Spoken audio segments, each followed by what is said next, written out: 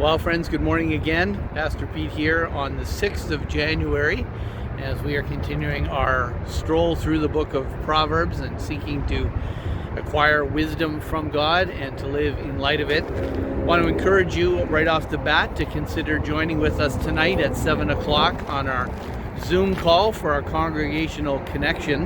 It has been a few weeks since we've connected that way, and I was speaking with Gladys this morning, and she's looking forward to being there, and so I hope a good number of you will come on at 7 o'clock tonight. The Zoom link is at the bottom of this video. It will be on your emails, and it will be on my Facebook just before 7 o'clock tonight. So lots of opportunity to do that. Hop on and connect with a few of the folks from the church family, at least for a short time tonight. We'll just be on for an hour, but that would be encouraging for you to be amongst us as best we're able to, that way to connect a little bit. Today we're in the 6th chapter of the book of Proverbs, and the first 19 verses are slightly different than 20 to the end, and so we'll take this in two halves. In fact, it may even be two videos by the time we're done here. Let's see how our time goes and how God leads us through. But Proverbs chapter 6 begins in verse 1 with the words, "My son, if you have put up security for your neighbor and have given your pledge for a stranger, if you are snared in the words of your mouth, caught in the words of your mouth, then do this, my son, save yourself. For you have come into the hand of your neighbor. Go, hasten, and plead urgently with your neighbor."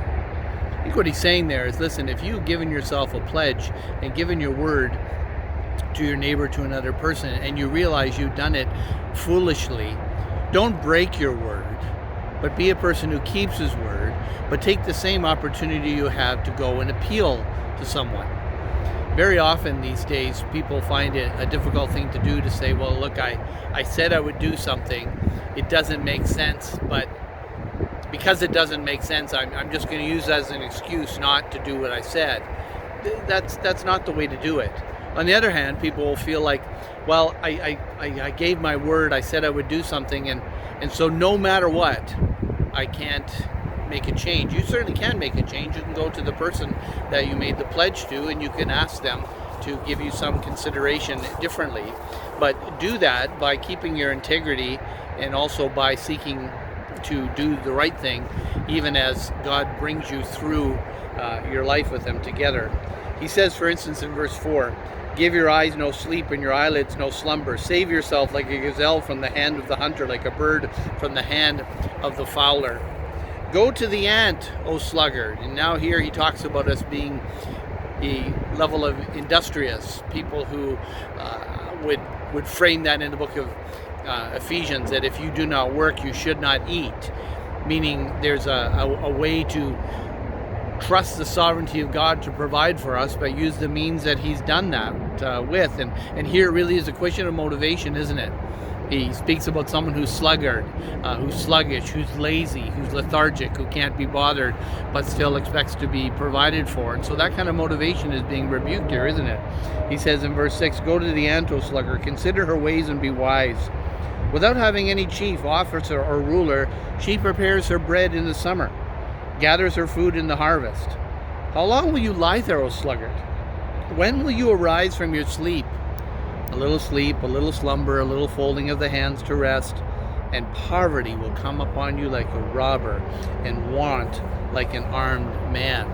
What the Proverbs writer here is saying is, listen, you should not expect that the fruit of laziness is provision for you and all that you require. No, he says, listen, look at the created world around you.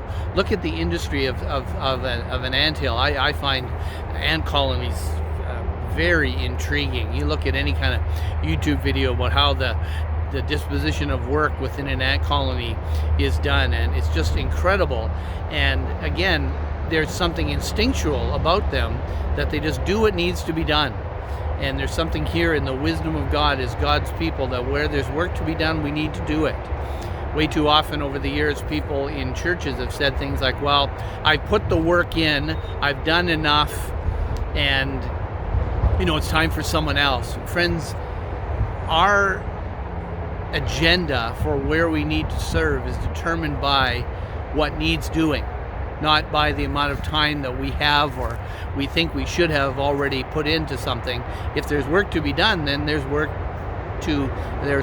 to do, to serve, and we need to give some thought to that. He says down in verse 12, he goes on, a worthless person, a wicked man, goes about with crooked speech, winks with his eyes, signals with his feet, points with his finger, with perverted heart divides evil, continually sowing discord.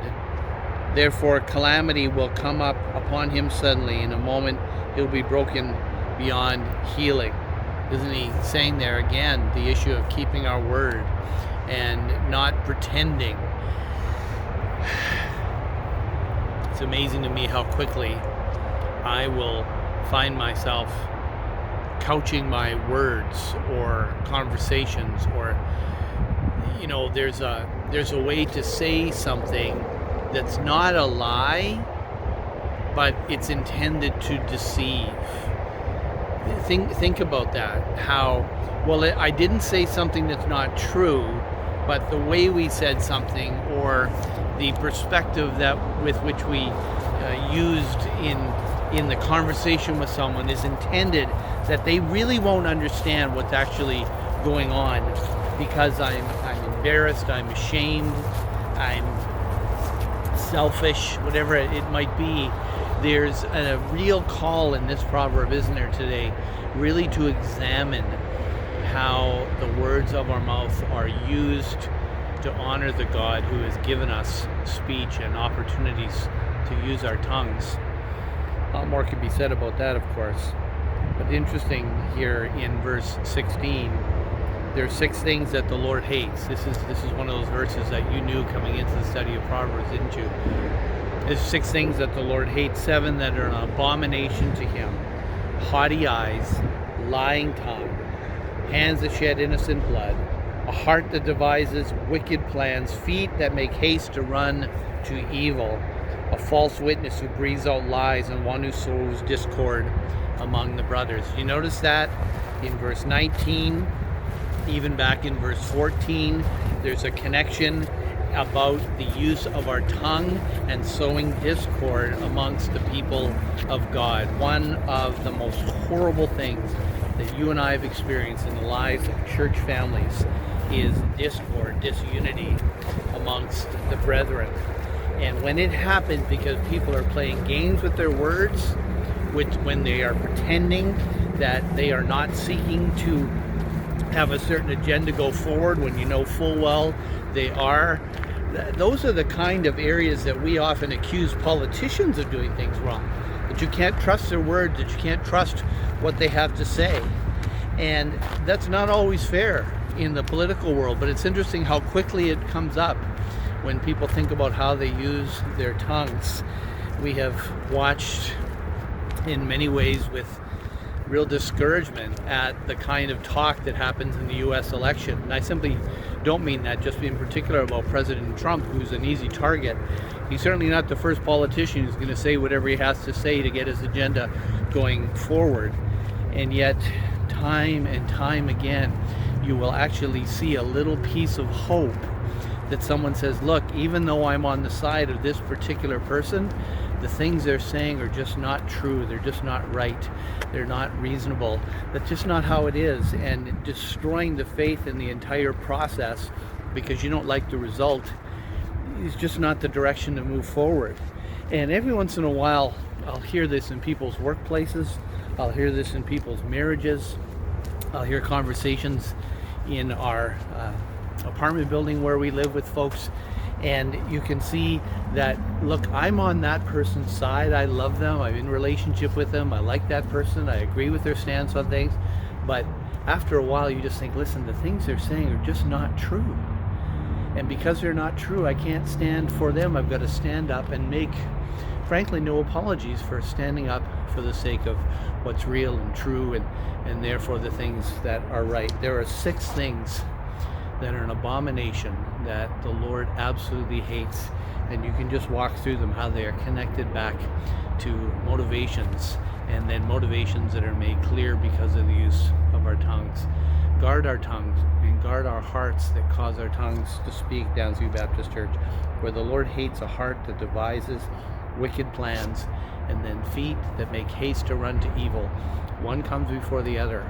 That there is aspects of our heart motivations that, as Christians, we should understand the liberty we have just to be free with what we're thinking, and to go before the Lord in abject repentance and just say, Lord, I'm just really ashamed of what I was thinking and feeling and striving to do there, and the lack of certainty that I felt of your care and your love if I just lived according to your precepts in this world, and forgive me and help me, and know that the Lord is a good Father, that the Lord Jesus is closer than a brother, that they are for us, and for us so much so that we can feel safe to be real and honest in our relationship before them.